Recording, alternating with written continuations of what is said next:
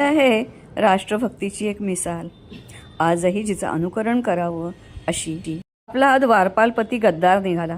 त्यांनी चंद पैशासाठी खिलजीला किल्ल्याचा छुपा दरवाजा दाखवला. हे समजताच ती बेभान झाली. तिला पुढचं भविष्य काळाकुट्ट अंधार बनून उभं राहिलं. तिने नवऱ्याचीच तलवार उपसली, त्याचं सर कलम केलं आणि तेच सर घेऊन धावत धावत धावत ती जल्लोर किल्ल्यावर पोचली आणि आपला राजा कन्नड देवाच्या समोर उभी राहिली. ही कथा आहे 13व्या शतकातली. कन्नड देवाकडून अपमानित झालेला आणि अनेक वेळेला त्याची लूट पळवणारा, त्याला हरवणारा असा कन्नड देव तेव्हा जल्लोरचा राजा होता. अत्यंत शूरवीर आणि त्याची प्रजा सेना सर्व अगदी तशीच. किल्लाही अभेद्य. हारूनही खिलजी परत परत आक्रमण करत होता. आता तर त्याने किल्ल्याला वेढा घातला.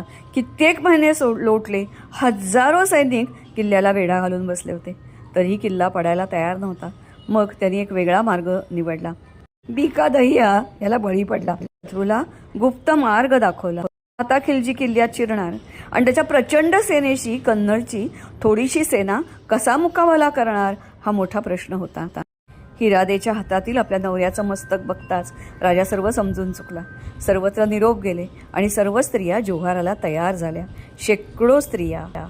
मात्र यापूर्वी त्यांनी आपल्या पतींची पूजा केली, त्यांच्या कपाळाला टिळा लावला, त्यांनी केसरिया परिधान केला आणि सारे राजपूत मरणाला तयार झाले. सर्व स्त्रिया एकत्र झाल्या आणि त्यांनी अग्निकुंडात उडी घेतली. सर्वात प्रथम पुढे होती हिरादे. जी सेना येताच सारी कन्नड देवाची सेना त्याच्यावर तुटून पडली. हजारो मुघल सैनिक मारले गेले. मात्र त्याचवेळी कन्नड देव आणि त्याचे सारे सैनिक देवाघरी पोचले होते. खिलजी वर आला तेव्हा तिथे होता फक्त प्रेतांचा खच आणि स्त्रियांचे जळलेले मृतदेह. थोडक्यात खिलजी जिंकूनही हरला होता आणि कन्नड देव हरूनही जिंकला होता. भारताच्या इतिहासात एक सुवर्ण अक्षरात एक वीराची, वीरयोद्ध्यांची आणि हिरादेसारख्या प्रामाणिक स्त्रीची कथा नोंदवली गेली होती.